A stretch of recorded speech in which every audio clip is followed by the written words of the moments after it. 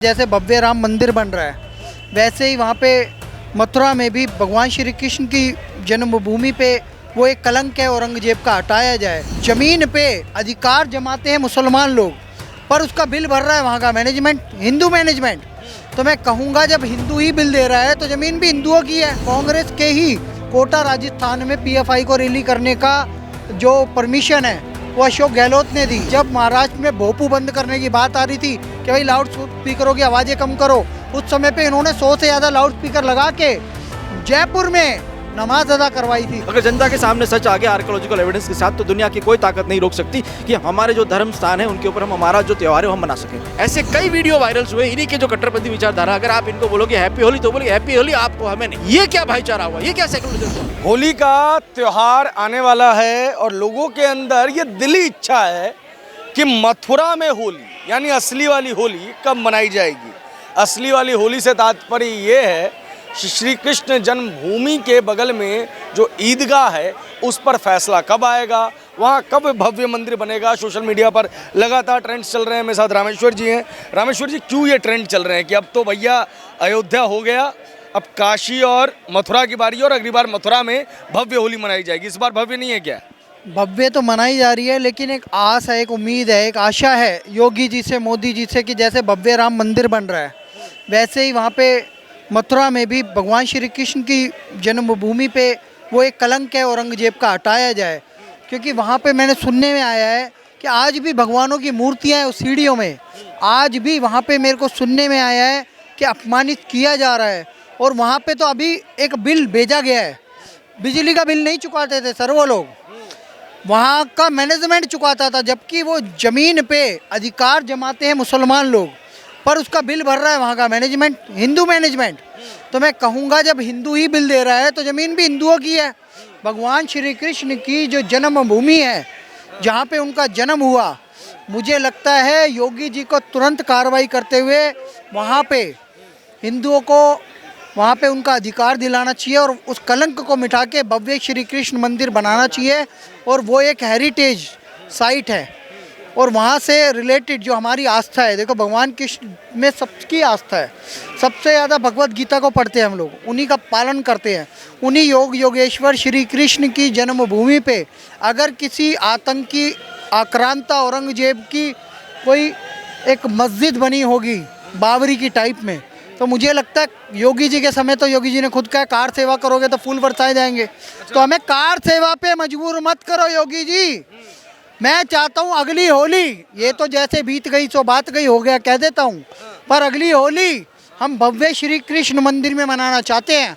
और मैं यहाँ से संकल्प लेता हूँ, योगी जी को पत्र भी लिखूँगा और मिलने भी जाऊँगा, रिक्वेस्ट भी करूँगा कि श्री कृष्ण जन्मभूमि को जल्द से जल्द मुक्त कराया जाए, क्योंकि अब ये आतंकी दंश नहीं सहे जाएंगे। ये आतंकी जो कलंक है इन्हें मिटा देने का समय आ गया है। जितना जल्दी मिटाया जाए, जितना जल्दी हटाया जाए, मैं स्वागत करूंगा सरकार के कदम का। क्योंकि को तो फिर आप लोग ये कहोगे कि अब बस ज्ञान व्यापी में हमें जो है महाशिवरात्रि मनानी है, ये तो लगातार चलता रहेगा। वो बोलेंगे कि हम बाबरी की तरह और कोई मस्जिद शहीद नहीं होने देंगे। नहीं, देखो वो बोलते हैं जो बोलने दो, एक मच्छर तक नहीं मरेगा उनसे, उनकी कोई मेजोरिटी नहीं है, चाहे वो ओवैसी हो। अब देखो पीएफआई पे बैन लग गया, पीएफआई ने सबसे ज़्यादा बयान दिए थे। एक दो देवबंदी जो कट्टरपंथी है, इनकी कोई औकात भी साथ है नहीं। देखो जो लोकतंत्र में बैठा है, लोकतंत्र के लोकसभा जो चुनाव जीतता है और राज्यसभा में जो जाता है वही बिल बनाता है। ये लोकतांत्रिक देश है और लोकतांत्रिक प्रक्रिया में आज भी हिंदुओं का वर्चस्व है और वो 500 सालों तक तो आगे मुझे लगता है कि रहेगा ही। और 50 साल तक बीजेपी को कोई नहीं हटा सकता, उनका कोई विकल्प नहीं है। अगर होगा तो वो भी कट्टर हिंदू ही होगा, क्योंकि ये देश हिंदू राष्ट्र बनने की ओर है और ये हिंदुओं की ही मांग है। भगवान श्री कृष्ण की जन्मभूमि को जितना जल्दी हो सके स्वतंत्र करवा दीजिए। योगी जी इसका श्रेय भी आप ही ले लीजिए समय रहते। और ज्ञानवापी वाराणसी का डिसीजन पेंडिंग है, लेकिन इसकी अभी भी जांच पड़ताल चल रही है। कोर्ट ने कहा था कि वहाँ पे आर्कियोलॉजिकल फैक्ट देखे जाए, और मेरे साथ अभी कृष्णा जी इस बारे में बहुत अच्छे फैक्ट जानते हैं, वो आपको बता देंगे कि वहाँ पे अभी क्या क्या पेंडिंग है। और मैं चाहता हूँ फिर एक आपके चैनल के माध्यम से कह देता हूँ कि अगली होली और दिवाली श्री कृष्ण जन्मभूमि पे। अच्छा, एक चीज़ और, होली वगैरह पे आमतौर पे हम देखते थे कि जो माहौल था वो बेहद पहले के समय में बहुत नाजुक हो जाता था। अब उत्तर प्रदेश में अभी माफियाओं के घर पे बुलडोज़र चल रहा है और भव्य तरीके से होली भी मनाई जा रही है। दूसरी ओर राजस्थान में देख रहे हैं कि धारा 144 भी लगा दी जा रही है। तो ये दो चीज़ें क्यों? राजस्थान में कांग्रेस की सरकार है, जिहादी सरकार है। आपको पता है वहाँ पे दंगे हुए, करौली दंगे हुए, पीएफआई ने करवाए। पीएफआई पे मोदी सरकार ने बैन लगाया जब 7 पन्ने पकड़े जिसमें उसमें गजवाइन कहा था। भारत को, मोदी को मारने की साजिश थी प्रधानमंत्री जी को। उसके अलावा 2047 तक भारत को मुस्लिम राष्ट्र बनाने की बात थी ऐसी, और भारत में गृह युद्ध की स्थिति पैदा करने की स्थिति थी, उस पर बैन लग गया। कांग्रेस के ही एक स्थान है जहाँ से ओम बिरला जी आते हैं, अध्यक्ष जी हमारे, कोटा राजस्थान में पीएफआई को रैली करने का जो परमिशन है वो अशोक गहलोत ने दी। फिर करौली में दंगे हुए, अशोक गहलोत के बर्थडे के दिन ही ईद थी, ईद के दिन दंगे हुए जोधपुर में, जहाँ से उनका विधानसभा का क्षेत्र है, जहाँ से वो आते हैं अशोक गहलोत जी। और अब 144 लगाना, और उसके अलावा जब महाराष्ट्र में भोपू बंद करने की बात आ रही थी कि भाई लाउड स्पीकरों की आवाज़ें कम करो, उस समय पे इन्होंने 100 से ज़्यादा लाउड स्पीकर लगा के जयपुर में नमाज अदा करवाई थी। और उसके अलावा इन्होंने तुष्टीकरण की राजनीति के चलते प्रभात जी, इन्होंने जो इनका रोज़ा इफ्तार होता है वो भी करवाया। तो ये तुष्टीकरण वाली पार्टी है, समझ लो। इस समय मैं पाकिस्तान से भी तुलना कर दूं, वो भी कम है राजस्थान का। वहाँ पे फुल तुष्टीकरण चल रहा है। मोदी सरकार के आने के बाद दो की बात सुनी जाने लगी है। कांग्रेस काल में मुस्लिम हुआ करता था और राजस्थान उसका प्रत्यक्ष प्रमाण है। और सीख लेनी है तो भाजपा शासित राज्यों से लो ना। क्या यहाँ पे कोई 144 लग रही है? सबसे ज़्यादा दंगे होते थे उत्तर प्रदेश में, 112 लोकेशंस पे हर दिवाली और होली पे धारा 144 लगा दी जाती थी। अब योगी जी ने बस इतना कहा है कि मस्जिदों को ढक दिया जाए, कोई पेंट वेंट ना फेंके। कुछ असामाजिक तत्व हैं, ज़रूरी नहीं है कि वो हिंदू ही हों, कुछ मुस्लिम भी जानबूझ के पेंट फेंक के दंगे भड़का सकते हैं। उसके चलते सरकार के पास अलर्ट है, इसलिए मस्जिदों को ढका जा रहा है। इनको बताया जा रहा है कि भाई सब सावधान रहे, सतर्क रहे। जैसे उत्तर प्रदेश अब उत्तम प्रदेश बन गया योगी जी के मुख्यमंत्री बनने के बाद, वैसे ही आगे चलता रहेगा। लेकिन राजस्थान जिहादी प्रदेश है। मैं राजस्थान के लोगों से कहूँगा, जल्द से जल्द कांग्रेस मुक्त राजस्थान करो। वहाँ पे जिहादी सरकार चल रही है, पाकिस्तान से बुरा हाल नहीं है, वहाँ पाकिस्तान वाला ही हाल चल रहा है। 112 रुपये का पेट्रोल, दिल्ली में 95-96 रुपये का पेट्रोल मिल रहा है सर, और वहाँ 112 का इतना महंगा पेट्रोल ले रहे हैं लोग। कहाँ किया है सर? चुनावी जुमला है सर। राहुल गांधी की औकात होती मध्य प्रदेश में सरकार बचा लेते। वहाँ के एक महाराजा, ग्वालियर के राजा ज्योतिरादित्य सिंधिया ने पार्टी छोड़ दी। पंजाब के पटियाला के जो महाराजा हैं अमरिंदर सिंह ने पार्टी छोड़ दी। और पार्टी छोड़ने से पहले क्या किया इन्होंने? ज्योतिरादित्य सिंधिया ने पहले पार्टी के विधायक तोड़े और बीजेपी में मर्ज करके बीजेपी की सरकार बनवाई। वहाँ कांग्रेस जीती थी युवाओं के दम पे। राहुल गांधी कहा था कि हम युवाओं को आगे लाएंगे, उन्होंने कहा था सचिन पायलट को आगे लाएंगे, उन्होंने जितिन प्रसाद की बात की थी और भी लोगों की बात की थी, लेकिन आगे नहीं लाए। सिंधिया के साथ जब धोखा हुआ उसकी बात नहीं सुनी गई, उसने पार्टी छोड़ दी, बीजेपी में मर्ज हो गया वो। और आज एविएशन मिनिस्टर है, नए नए एयरपोर्ट खोल रहा है, काम कर रहा है। लेकिन राहुल गांधी जो अपने एक कहते लंगड़े बुढ़े घोड़े पे उन्होंने जो दाव लगाया, अशोक गहलोत उनको पलीता लगाने में लगे हुए हैं। वहाँ का जिहादीकरण कर रहे, इस्लामीकरण कर रहे, राजस्थान का सबसे महंगा पेट्रोल बेच रहे हैं, दलितों पे अत्याचार कर रहे हैं, सबसे ज़्यादा बलात्कार हो रहा है, सबसे ज़्यादा दंगे हो रहे हैं। और इस समय पे तुष्टीकरण के लिए मशहूर है राजस्थान। मैं कहूँगा वहाँ की जनता कांग्रेस मुक्त राजस्थान करे। ऐसी 144 अगली बार नहीं मिलेगी। अगर आप भाजपा की सरकार बनाएंगे, भाजपा को चुनेंगे, तो आपको 144 नहीं, आपको 144 हेलीकॉप्टरों से पुष्पों की वर्षा मिलेगी। अच्छा, क्यों मनानी है जन्मभूमि में होली? अच्छा खासा तो बन रहा है, अब ईदगाह के बाहर क्यों होली मनानी है? ईदगाह में क्यों मनानी है? देखिए, जो सनातनी सभ्यता है कि होली त्यौहार जनरली भगवान कृष्ण मनाया करते थे, ठीक है। भगवान कृष्ण को याद रख के भी हम होली खेलते हैं, और होलिका जी का जो दहन हुआ था उसके साथ भी हम होली खेलते हैं, ठीक है। लेकिन मैं ये कहूँगा कि आज हमारी सनातनी सभ्यता है, उसके जो आर्कियोलॉजिकल जो एविडेंस हैं वो कहाँ से आएंगे? वो इन्हीं मॉन्यूमेंट से आएंगे ना आप, ठीक है। अब मैं आपसे शेयर करना चाहूँगा कि देखिए 1862 में जब ब्रिटिश गवर्नमेंट थी तब उन्होंने आर्कियोलॉजिकल सर्वे ऑफ इंडिया बनाया था, ठीक है, जिसके प्रथम डायरेक्टर थे डॉक्टर अलेक्जेंडर कनिंघहाम, ठीक है। उन्होंने totally neat and clean research का वो सब्जेक्ट बनाया हुआ था कि जहाँ पे आर्कियोलॉजिकल सर्वे ऑफ इंडिया के हिसाब से कि जो भी आर्कियोलॉजिकल एविडेंस है जहाँ पे सनातनी सभ्यता को सप्रेस किया गया था मुगल काल के दौरान, वो एविडेंस बाहर आए, इसकी वजह से उन्होंने आर्कियोलॉजिकल सर्वे ऑफ इंडिया 1862 में बनाया था। लेकिन जब भारत देश आज़ाद हुआ 1947 में, ठीक है, तो 1958 के अंदर इसी एक्ट के अंदर एक अमेंडमेंट एक्ट ला दिया गया कि archaeological sites and remains monument act है, उसके अंदर ऐसा एक क्लॉज डाल दिया कि जो मॉन्यूमेंट जिस परिस्थिति में उसको वैसा ही रखा जाए, उसके अंदर ना आप एडिशनल कर सकते हैं, ना अल्ट्रेशन कर सकते हैं, ना ही उसके ऊपर आप फर्दर रिसर्च कर सकते हैं कि एक्चुअली ये मॉन्यूमेंट क्या था, ठीक है।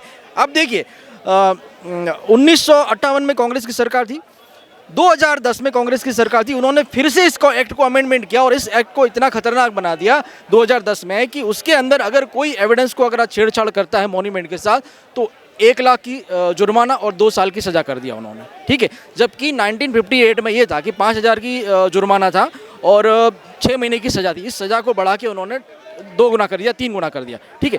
ये क्यों किया इन्होंने? एक सोची समझी साजिश थी कि अगर आर्कियोलॉजिकल रिसर्च होगा तो सत्य, सनातन जो धर्म का जो सत्य है वो सामने आ जाएगा। जैसे अयोध्या में श्री राम का जो सत्य सामने आया, वैसे ही मथुरा का जो है वो भी सत्य सामने आ जाएगा और जो इलाहाबाद का जो मैटर है वो भी सामने आ जाएगा। इसकी वजह से ये लोग नहीं चाहते थे, इसकी वजह से इन्होंने ये एक्ट को मजबूत बना दिया ताकि कोई सरकार इसमें कुछ नहीं। लेकिन मैं सरकार से अपील करना चाहूँगा जनता के तौर पर कि हमारी सनातनी सभ्यता है, अगर वो बेबाक अपना ईद मना सकते हैं और अपना दूसरे जो त्यौहार इस्लामिक त्यौहार है वो खुल के मना सकते हैं, तो हम हमारी होली, हमारे त्यौहार, हम हमारे जो इष्ट देव हैं उनके स्थान पे क्यों ना मनाएं?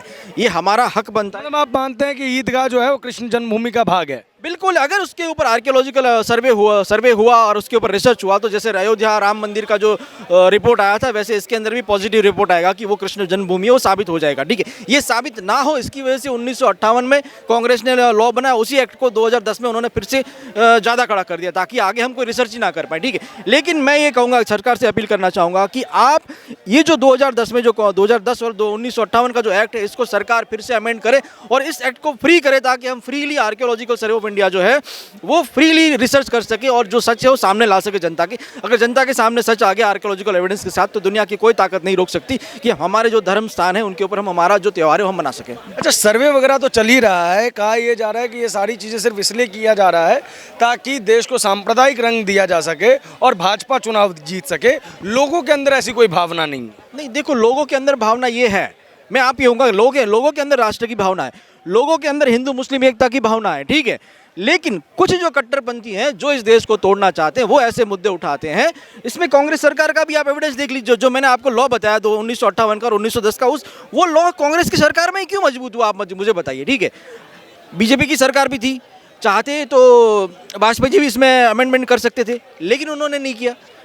2014 से मोदी सरकार आई, उन्होंने भी नहीं किया। लेकिन ये जनता की आवाज़ है, ठीक है। जनता कहना चाहती है कि भाई आज हम भारत की सनातनी सभ्यता, हमारा एक ही देश है, 57 इस्लामिक कंट्री है लेकिन हिंदू धर्म का एक ही देश है जो भारत देश है, ठीक है। लोग इसको सेक्युलर बोलते हैं लेकिन हम इसको सेक्युलर नहीं मानते, क्योंकि देखिए सेक्युलर शब्द ऐसा है कि जहाँ पे मैं आपसे यूँ कहूँगा कि अगर जब आप इसकी लोकतंत्र की बात करेंगे सेक्युलर शब्द में तो एक मैटर आके खड़ा होता है कि आप संविधान को मानते हैं या नहीं मानते हैं, ठीक है। जहाँ पे हिंदू संविधान को मानता है, लेकिन जब कट्टरपंथी लोग हैं उनको संविधान की बात करो तो वो बोलते हैं हम संविधान नहीं मानते, हम शरिया मानते हैं, ठीक है। तो ये एक मुद्दा खड़ा होता है जब आप लोकतंत्र की बात करते हैं। अगर आप सेक्युलर की बात करते हैं तो सेक्युलर सिर्फ क्या हिंदू ही है, ये बात तो उन इस्लामिक विचारधारा वाले लोगों पर भी लागू पड़ती है और क्रिश्चियनिटी जो विचारधारा उस पर भी लागू पड़ती है।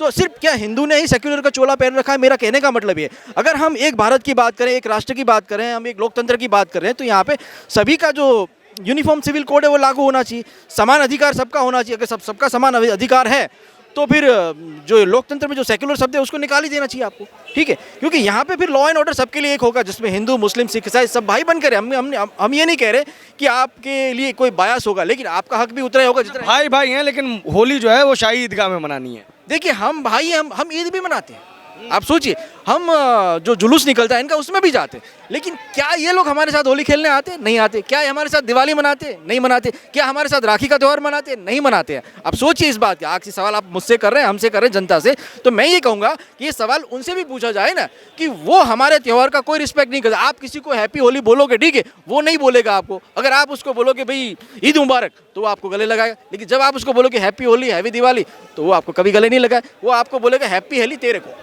ऐसे कई वीडियो वायरल्स हुए इन्हीं के जो कट्टरपंथी विचारधारा, अगर आप इनको बोलोगे हैप्पी होली, तो बोलेंगे हैप्पी होली आपको, हमें नहीं। ये क्या भाईचारा हुआ? ये क्या सेकुलरिज्म हुआ? सेकुलरिज्म की जब बात कर रहे हैं तो भाई जब हम हैप्पी होली बोले तो आप भी हमको गले से लगाओ। हम तो आपको गले पे लगाते हैं ईद में। हमारे काफ़ी हिंदू भाई ऐसे हैं कि जो ईद पे मस्जिद में जाते हैं, इनके साथ गले मिलते हैं, पार्टी करते हैं, इफ्तार पार्टी भी करते हैं। लेकिन क्या ये लोग आते हैं हमारे यहाँ पे? क्या ये हमारे धर्म का रिस्पेक्ट करते हैं? क्या ये हमारे मंदिरों का रिस्पेक्ट करते हैं? सवाल यहाँ खड़ा होता है। ये बहुत बड़ी सोचने वाली बात है। देखिए कि सिर्फ और सिर्फ भारत देश में जो हिंदू है वो ही अगर सेक्युलरिज्म का चोला पहन के बैठा रहेगा तो ये देश कभी नहीं चल पाएगा। इस देश के अंदर समान नागरिकता लाना बहुत ज़रूरी है।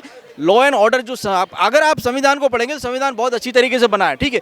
कुछ एक्ट ऐसे हैं जिसके अंदर हमने अमेंडमेंट कर दिया सरकार ने, तो ये देश सोने की चिड़िया जो पहले बोलते थे आज भी सोने की चिड़िया है, और इससे भी आगे और मजबूत हो जाएगा ये देश।